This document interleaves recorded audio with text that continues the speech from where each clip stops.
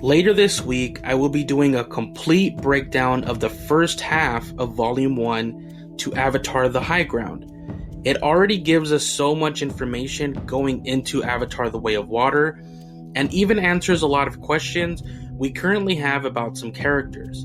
But before that, we have an excerpt from the upcoming Total Film cover story, in which James Cameron gives his reasoning of abandoning Avatar: The High Ground as a movie, and instead have this story come out as a graphic novel, leading right into Avatar 2. Avatar 2 was not always The Way of Water. In fact, the sequel to the box office juggernaut, Avatar, originally had a very different plot, and you can soon see that story play out, just not in cinematic form. After James Cameron scripted the 130-page sequel, titled Avatar: The High Ground, he decided to scrap the idea of transforming the story into a movie. "We were noodling around," he tells Total Film in the new issue of the magazine, featuring Avatar: The Way of Water on the cover. "I was working with a team of writers. We had a lot of ideas. We kept trying to corral it into a box, and it never quite fit. So at a certain point I said, I'll just finish it and see if it's a movie. I did. It came out, I think, at 130 pages. It was like, man, this is a great story. This is a hell of a read. But it was missing one of those critical elements about sequels, which is that it didn't go enough into the unexpected. It also didn't play enough by Avatar rules, which is to connect us to the dream world, that which has a spiritual component that we can't even quite quantify in words. It ticked every other box, but it didn't tick that one. In the end, Cameron set the story aside, but Avatar: The High Ground was not forgotten. We figured out a way to restructure the elements that we needed to distribute across the first two of the sequels, and relaunched it in a completely different way, he says. The result is a graphic novel coming December 6th that tells the story of the Na'vi between the first movie and The Way of Water. There's some great stuff in it, he continues. I mean, you've got the Na'vi fighting with bows and arrows in zero gravity.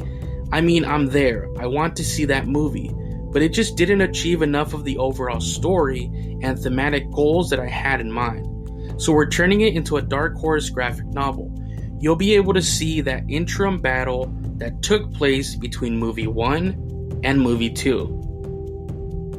So even though this section of the story is going to be very important, it seemed it didn't have some of the other added elements like we have seen in these recent trailers to Avatar: The Way of Water, which is a lot of the wonder of returning to Pandora and getting wowed by an entire new region with the whole ocean aspect, just like we did with the original and the forest, as well as speaking to new underlying thematic elements by setting it in an area removed from the forest.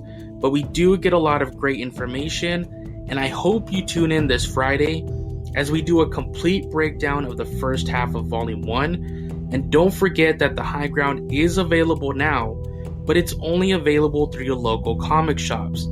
Every other major retailer won't carry it until December 6th. So call up any local shops if you have some and ask if they have one or can order one for you. If you don't have access, don't fret.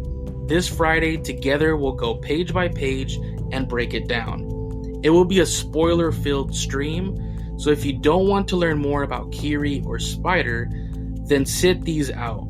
But if you don't have access to a copy of Avatar: The High Ground, then tune in live this Friday. But let me know if you guys are as excited as me to get basically 2 Avatar movie stories around the same time. One in comic form in these 3 volumes, and one on the big screen.